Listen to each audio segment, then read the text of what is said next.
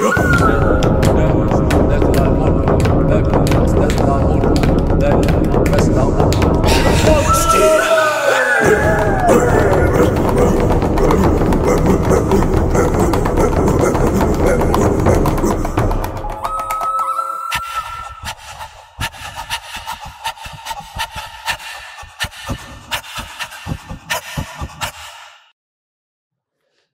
everyone, how are you? I'm Ari Theriger, and today I'm going to talk about the perception of the soul, spirit and the life force or vital force in an animistic worldview. I think it's important to express a couple of notions concerning this subject so we might better comprehend the belief system or the belief systems in animism concerning precisely the animation of life forms, or what constitutes a life form and something animated, and also of what we think to be animated and inanimate, as well as the very understanding of soul and spirit and how does this fit into animism. On my previous video, I have expressed that animism, among other things, is also the ability to understand what is animated and what isn't, what constitutes a person or indicates personhood. So perhaps today's video will help understanding that as well. As I said in the previous video, what constitutes a person and indicates what is alive is precisely what demonstrates behavior, shows attitude, displays emotion, is capable of interaction, demonstrates self-awareness, expresses a consciousness, and manifests sensibility. However, this isn't easy because some natural phenomenon and also geographical features, rocks, trees and such, sometimes are also perceived to be persons. But not every rock is alive, but some are. So how can we distinguish what is actually animated and what isn't? Well, it's precisely not only what displays the previously mentioned or demonstrated aspects, but also the presence of vital force. The manifestation of vital force, energy, call it what you will. So this video might help perceiving what is animated and what isn't, because we don't want to waste time and our effort on a rock that, after all, there's nothing in there, when we could be addressing the rock right next to it that is in fact alive. Also, I think the understanding of spirit and what can be inhabited and or animated by spirit will prove to be quite useful to understand witchcraft itself, which is closely related to animism, not only due to its more practical approach rather than theoretical, but also the animation of objects and drawing or locking power in them. Witchcraft, just as animism, is highly pragmatic, and contrary to what many people might think, witchcraft is not a religion, doesn't need a religion.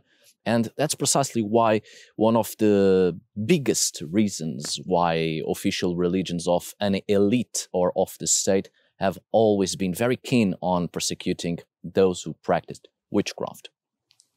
Precisely because it doesn't need and it doesn't obey any religious canons.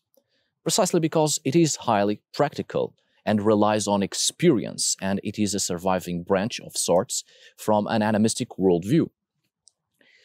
As you know, in an animistic understanding, all sorts of entities, even gods, trickster spirits and ancestors are often understood to be, or at some point have become, elements of the world, especially concerning geographical features surrounding human communities throughout the entire landscape, a living landscape. Such entities can become the hills, the very winds, specific rocks and trees, rivers, lakes, animals, mountains, etc. They are particular persons surrounding the environment and, perhaps most importantly, subject to transformation. These entities or these other than human persons tend to maintain power beyond that of human persons. If approached correctly and appropriately, these entities can share that power to the benefit of others. These entities, be those animals, natural phenomenon, or features in the landscape, can be obliged into sharing their power, can be reasoned with. A relationship can be created, and such entities manifest power. The belief that spirit entities, even the ancestors, can become living containers of power and transform themselves to become life forms of the natural world is the core of the belief in gnomes, trolls, giants, fairies, elves, and so on and so forth that we still find in folklore. These creatures of folklore are the remaining vestiges of the transformed persons that become containers of power and manifest those powers with the proper interaction the human person can have with them. For instance, as an example, in many mythologies and folk traditions of Northern and Western Europe, as you know it, the dead ancestors of human communities can become elves. Their burial mounds are their dwelling places, and so are the fields, cairns, and other places where they have been buried. Both the physical places and the spirits that inhabit in there hold power, and by the consecutive practical interaction with the place, the human person can obtain that power for a greater benefit. Elves are not specifically a singular type of creature, but instead they are the collective group of entities which were once, some of them at least, were once ancestors, and upon death, through a process of transformation, they became elves. They became other than human persons of place that contain power which can be obtained by the interaction the human person has with the places they have chosen to inhabit. Not every ancestor becomes an elf, and not every elf is an ancestor, of course. But, well, this was just a very basic example, right? Now, the challenge here is to understand what this power is. Is it something that can be understood somewhere between the lines of social interactions? A type of mystical electricity or force? Simply telluric energy that affects the atoms in our bodies? The answer is yes. It could be all of these, depending very much on the culture and the perceptions of that culture towards what they consider to be power. The problem often resides in trying to transport notions of evolutionary process held to be the indisputable truth by our Western societies and transporting these notions to indigenous native beliefs, be those of the present or of the past.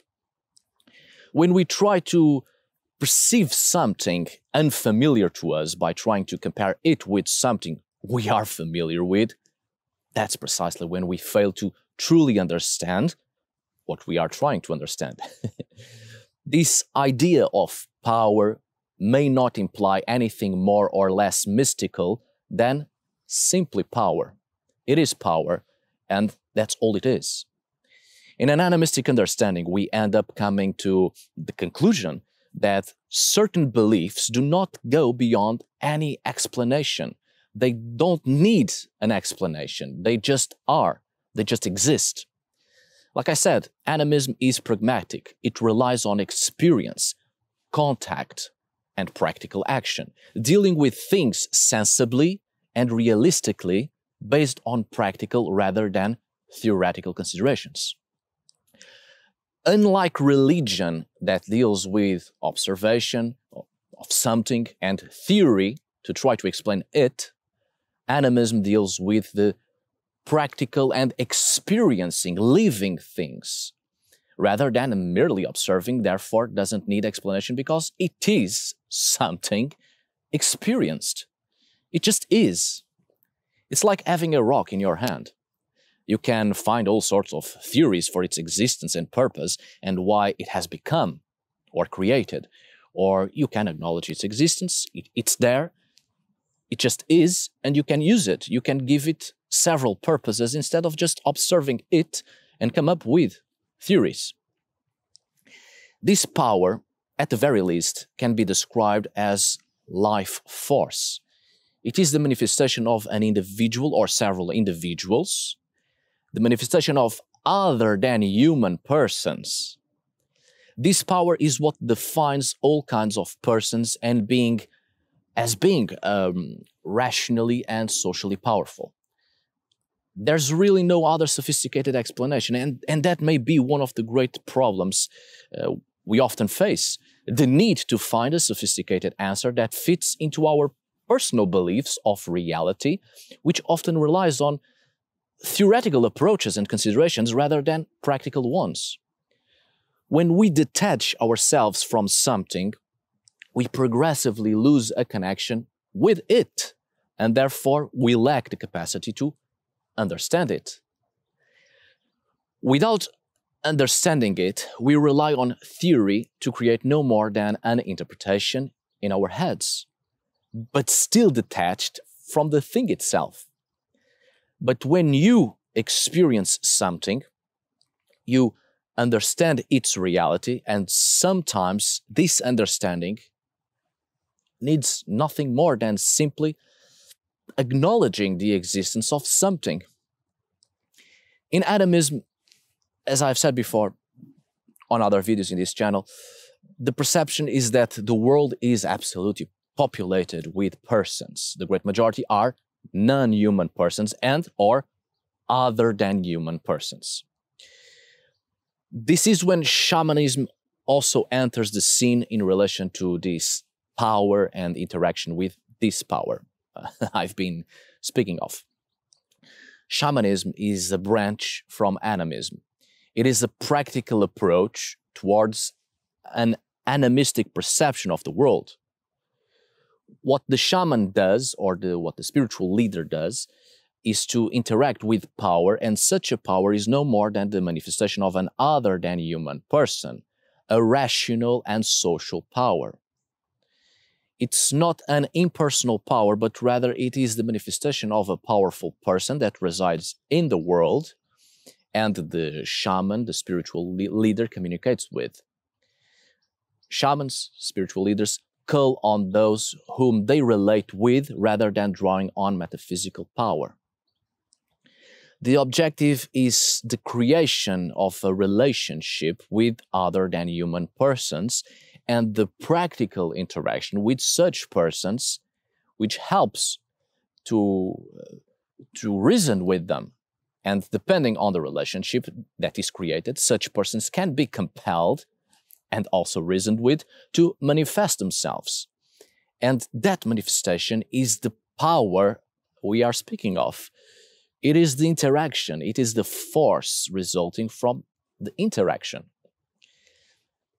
Academic studies on animism often commit the error or have the tendency to mystify indigenous beliefs as spiritual and pious rather than practical and social.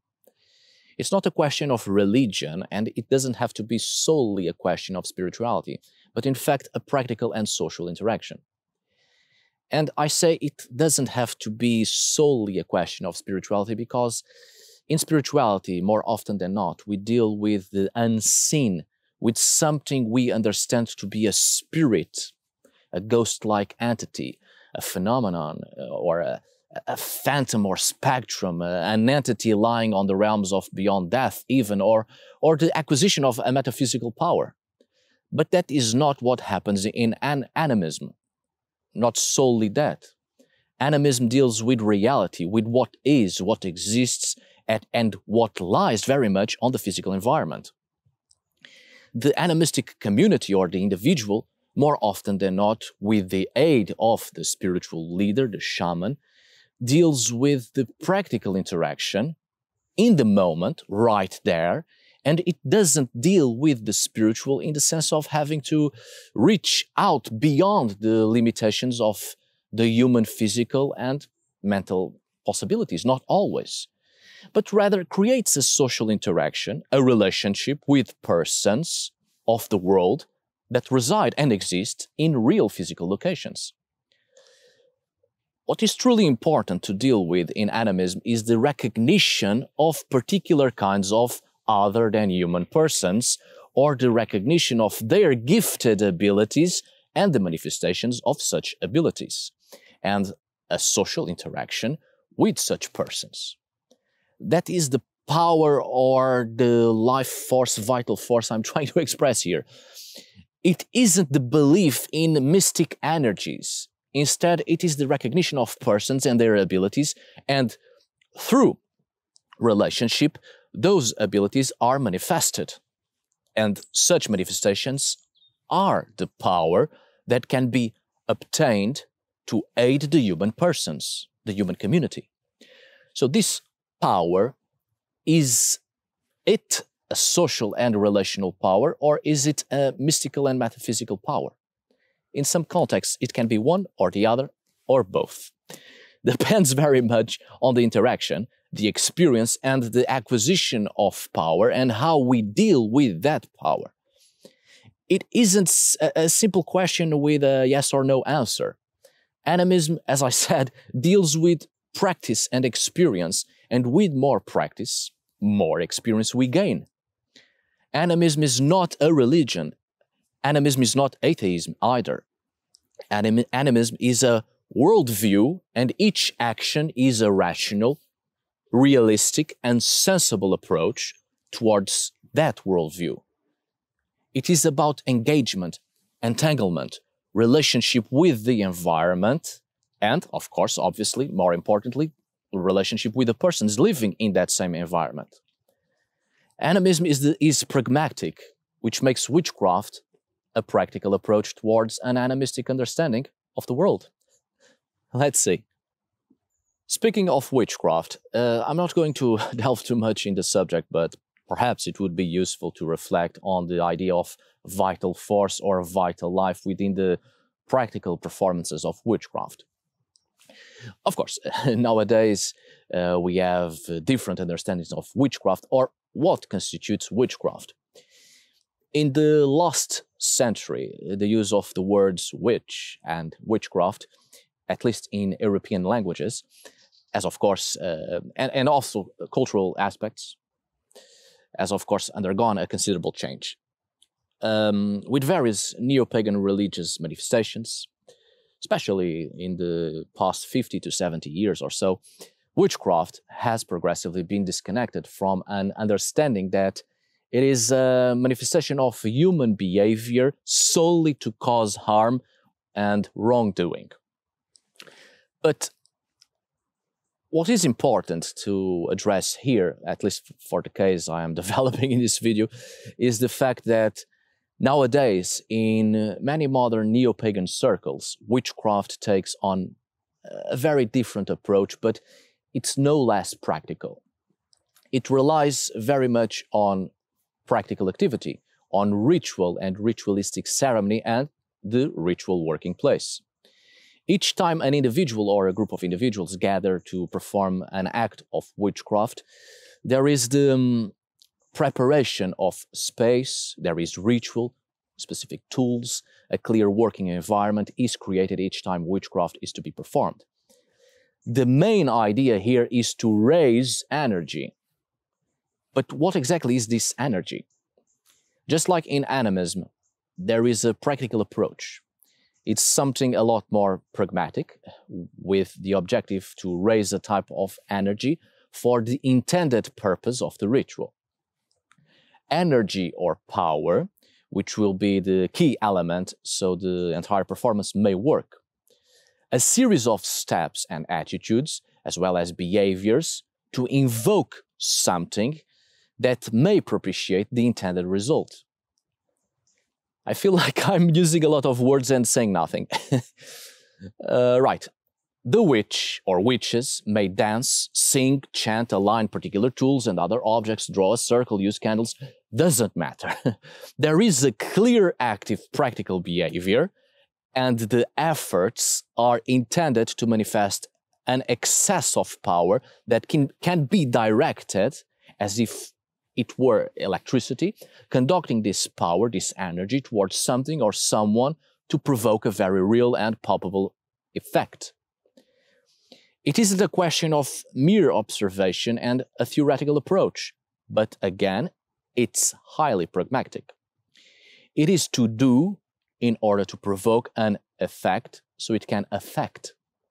So this seems to demonstrate a clear belief that there are energies or powers available which are capable of being manipulated by those trained in specific arts. In this case, specific performances of witchcraft. So what witches do is performing a task as a means of raising and using energies. So there is an experience of dealing with energies. Much like in animism, witchcraft relies on practice and experience.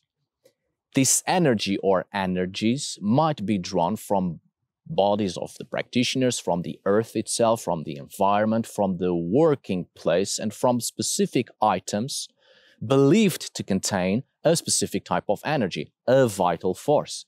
So this is very much like in animism. Some may call this magic, of course, which isn't totally wrong, but we can deconstruct this idea of magic and express what this magic is. A tool by itself is nothing. A symbol by itself is nothing. There isn't the manifestation of magic without key elements that create a connection so magic may be manifested. It's like the hammer of the blacksmith, which by itself is absolutely nothing. The fire and the heat and the water by themselves will do nothing. The metal by itself will do absolutely nothing. When the human element enters, that's when everything changes.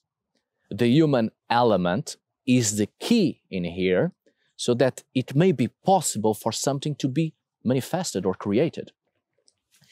The human will control the fire and the heat and use the water, use the tool to beat and bend the metal and shape it into something. So this is the same thing with what we usually call magic. There is the human element, and with the aid of tools and other elements and practical behavior, and the ritual is an energetic activity which combines it all, and from this entire performance, energy is drawn, it is manipulated, controlled, and it manifests. And this whole thing is magic, the practical activity to manipulate energy and display manifestation. Just as in animism, the practical actions to create a symbiotic relationship in order for an entity to manifest its energy, its abilities, its power, manifest its vital force or vital life. So in witchcraft, there is the belief on an energy or power which we could call a form of vital force, just as there is in animism. In animism, there is often the talk of spirits or persons who are either immaterial or whose physicality or embodiment is something temporary. So in this way, we could say there is the existence of a soul in everything that is capable of manifesting existence. Everything that displays a vital force, and therefore there is presence. The construction of a person, be that human or other than a human person, doesn't have to necessarily be restricted to embodiment. Because if there are energies or powers that can be manipulated to cause manifestation, if there is a vital force or vital life that can be interacted with and be manifested, this shows that embodiment isn't the only thing that is required for an entity or person to be alive and exist. So we usually call this out of embodiment manifestation a soul. A soul in this case isn't the whole person, but it is part of what constitutes a person. It is part of a person, and it is a vital element that operates on a number of other aspects that together form personhood. But to us of the Western cultural world or the Western societies, it is kind of easy to speak of souls when we have developed an understanding of the soul as a ghost-like entity of sorts that reflects our self-identity in a way, or a spectrum or phantom maintaining specific physical features, or even a timeless and spaceless consciousness, an individual spirit existing after the death of the body. And this constitutes a severe problem.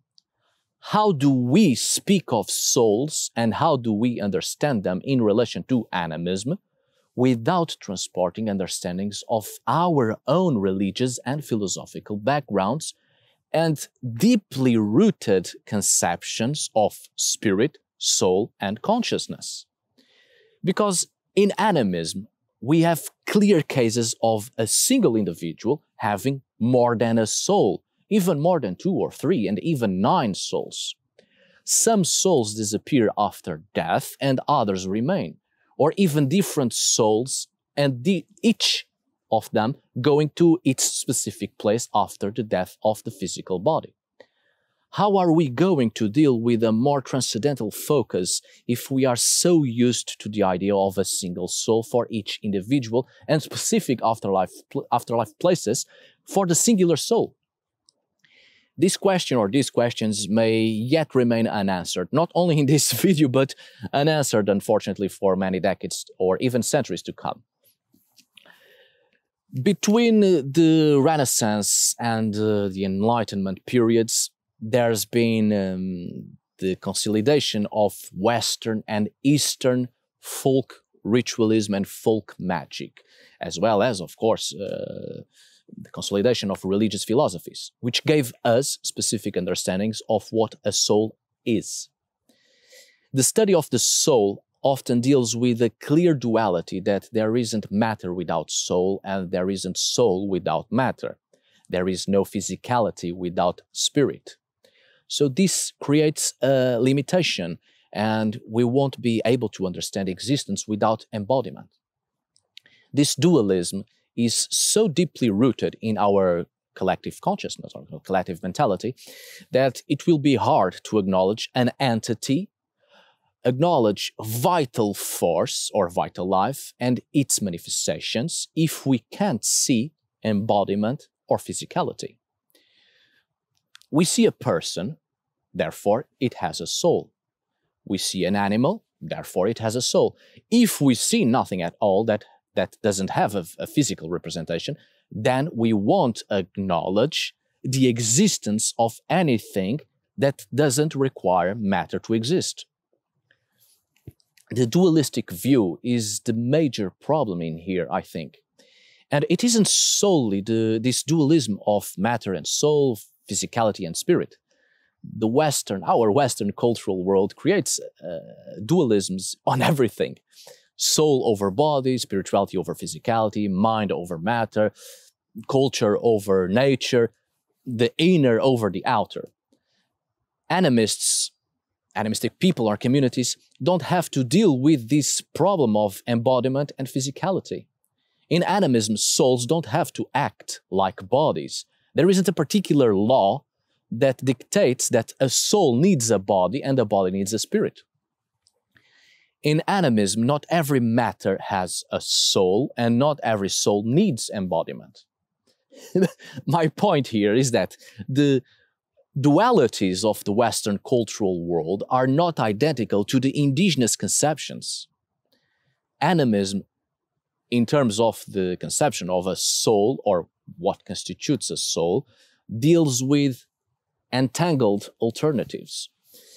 There's a wondrous variety of possibilities, impossible to cover in one single book, let alone in one single video, of course. There's choice for the soul. There's choice for the manifestation of vital force.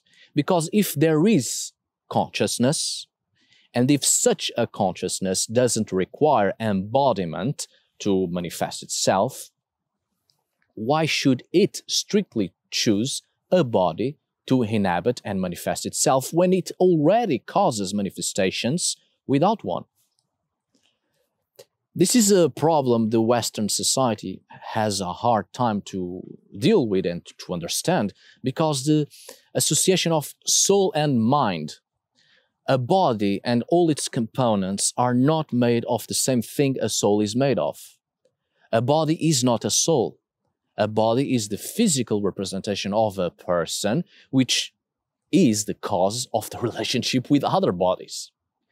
It presents clear physical features, gender, power, speech, and it results from other physical bodies and interaction with those physical bodies, linking the body to our mothers and fathers, but the body is the representation but not the identification of a person. A soul, on the other hand, in animistic conceptions, isn't the product of matter, and its components are clearly different from those that compose a body. The soul isn't necessarily and solely the mind, because the mind can be affected and shaped by the relationship the body has. The soul is what truly identifies a person in a way. In many indigenous societies, and perhaps the best examples are of the traditional Aboriginal Australian understandings of conceptions of personhood. The person isn't believed to come from their parents, but from dreaming. This to say that the soul is the identity of the person that doesn't have to be restricted to what the embodiment dictates. As I said, the body is the representation of the person, while the soul is the identity of the person, what truly defines that person. There are links, of course, between body and soul through affections, wishes, desires, thoughts, emotions, but one isn't the same, or one isn't the other.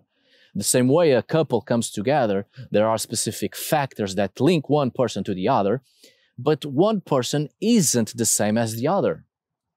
A body is given by birth or nature. It is related to your past kin, but not your soul. And this constitutes another completely different view when dealing with the case of the ancestors in animism. Because the physical body bears representations of the ancestors, but not the soul. The soul isn't necessarily connected to any specific ancestor unless the soul chooses to create a relationship with other souls that once had embodiment and whose embodiment bore physicality that in turn gave you the physicality you have right now. And the Western mind isn't ready to embrace that, I think, especially in several neo-pagan groups who still can't make the separation of body and soul and deal with the ancestors as some fantastical unbroken line of people that bear the same physical features. But more on the case of the ancestors within animism on another video. There's a big difference between the consanguinity of the body and the affinity of the soul.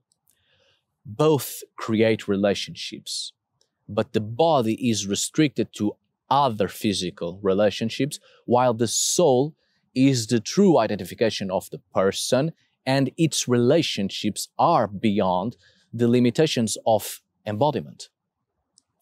The soul creates relationships with those within and without, those from the inside and those from the outside. But because bodies contain souls, the body is also aware of the constructions of the soul. In terms of embodiment and soul in animism, there is the multiplicity of forms which reaches an infinite of possibilities. So one important question must be made. To which ancestors is the soul truly related? If the soul has a multiplicity of embodiments, the soul of a human person doesn't solely create relationship with human persons. In this way, the ancestors of the soul are in fact every other human and non-human and more than human persons that same soul made a relationship with. The ancestors of the body are not the same as the ancestors of the soul. And then, of course, this leads us into the case of reincarnation, or better still, re-embodiment, which can be in the form of an animal as well, or something else. Animism, unlike Western religious philosophies, is an endless, timeless, and spaceless spiral with multiple possibilities, multiple alternatives for the person. Animism, unlike our Western religious philosophies, doesn't have to reach a dead end because it does not deal with the theoretical. It does not deal with limited dualities. Even the dualisms in animism, which they exist, give way to other realities that dissolve themselves and give way to other completely different realities. Which is why I think we, of the Western societies, Western cultural societies, cultural world, are not yet ready to fully understand the conceptions of the soul within animism. There's still much to deconstruct. Relationships are not confined to the boundaries of skin. To finalize this video, just a few other points. Soul and spirit can become synonyms or not. It highly depends on the understanding of soul and spirit. If we approach the conception of the soul in animistic terms, that is similar to spirit, perhaps. I don't think we shall ever find clear distinctions between the two, or at least fixed meanings. The idea of the soul and spirit are as multi-conceptual as the very animistic worldview. As we have previously seen, there are infinite alternatives for the soul. So in this way, it can never truly have a single definition. The only thing that both the terms soul and spirit can agree with is that they both indicate a common belief or perception that life or existence is more than just embodiment. But we must not fall into the same mistake as some religious philosophies usually do when addressing conceptions of the soul, which is to understand spirituality as something better and more meaningful than physicality. This idea often leads to the detachment of the world from the world and its communities and cultures, leading to selfish acts only concerned with death and the life beyond death, and being free from everything in spirit. That's a very common mistake, and that isn't at all the perception within animism. Just because there is the belief in soul or spirit, or rather a belief on a life more than embodiment, that doesn't mean that animistic peoples and communities and cultures seek detachment from the physical and understand the spiritual to be better. Not at all.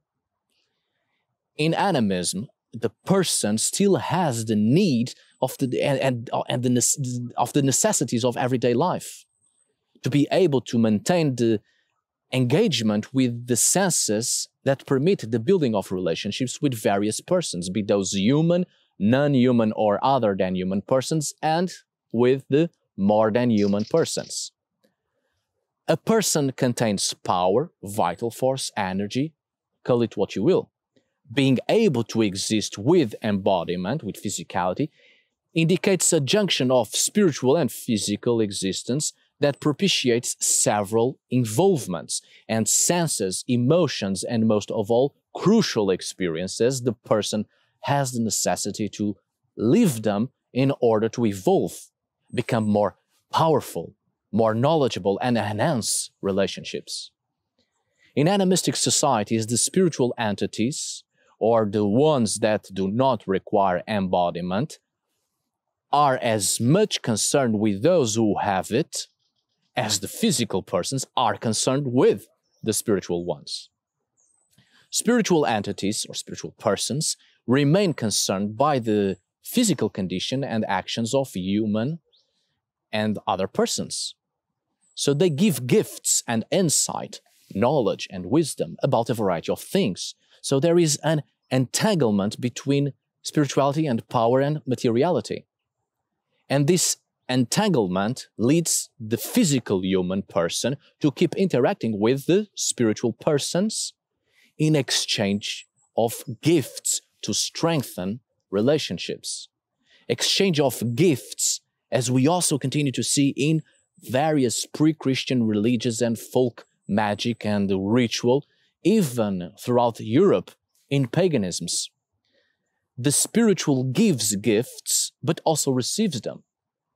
Indeed, all persons are entangled in relationships expressed in gift exchange. It's the passing of energy to continue to live, either in physical or spiritual form. The necessity to express a continuation of life and existence through the exchange of contact, which enhances relationships. And vice versa, of course, relationships are enhanced with the encounters between persons. We must not forget that if the existence of soul or spiritual also implies a multitude of possibilities when it comes to embodiment, a person might be embodied in a new member of the community and be part of the physicality of existence once again. So, wouldn't it be prudent, at the very least, to try to maintain a healthy balance within the community so that in the future the person might return to the community and enjoy a better physical existence than before? Maybe this is why many indigenous societies, and perhaps none more noticeable than the Native American societies, indigenous peoples, who often made and still make the effort to create a healthy community and gather enough resources and create an equilibrium in life to prepare and plan a better life 9 generations ahead, so that the descendants might enjoy a better life. And that's the real definition of ancestors, I think. While in neo-paganisms, many people deal with the ancestors, trying to seek answers and only look into the unknown past, indigenous societies, indigenous peoples, are a lot more preoccupied with the future, and they know that it's not just seeking the ancestors for any exchange of gift, but also knowing that they themselves, right now, are already the ancestors of the future generations, and life must be lived now, working now, preparing everything to make sure that future generations have a better life, because they themselves right now might also return in the future. While many religions deal with an understanding of the soul as being a self-identity of a person that lives for eternity in a better place or out of this world, and therefore this leads to selfish actions while in life, from the part of those who believe in eternity elsewhere because they think they will leave the world behind for good and let those who stay behind deal with the problem, animism has a completely different approach. The person returns one way or another, in one form or another. So, taking care of life and the world and the community is essential for the continuation of a better life. Exchange of gift and energy to continue living, continue existing, creating relationships to also enhance power and wisdom to be able to help and to make sure life continues. As I said, the spiritual persons are as much concerned with physical persons as the physical persons are concerned with the spiritual ones. Entanglement, symbiotic relationships, caring for life because existence is constant and there will always be a flow of life and a multitude of possibilities that constantly brings us back and forth, circulating, ever existing. All right, my dear friends, I do hope you have enjoyed this video and that you might have found this useful. Perhaps one useful mental exercise when dealing with animism is to know that there is a bird out there. You can hear it sing You know it exists. It is alive. It has a life, a purpose, its own doings, its own family, culture, society, and it is a person. You know the bird is in there. You acknowledge the existence of this life form. Is there truly the need to question its purpose, its existence, why it's here, who or what created it? Many things in life require answers, and by seeking the answers, we learn and become wiser. But some things in life do not require a deep meaning. Acknowledging the bird is sufficient. Otherwise, if you question too much the existence, purpose, and reality of the bird, you will miss its song. Thanks for today.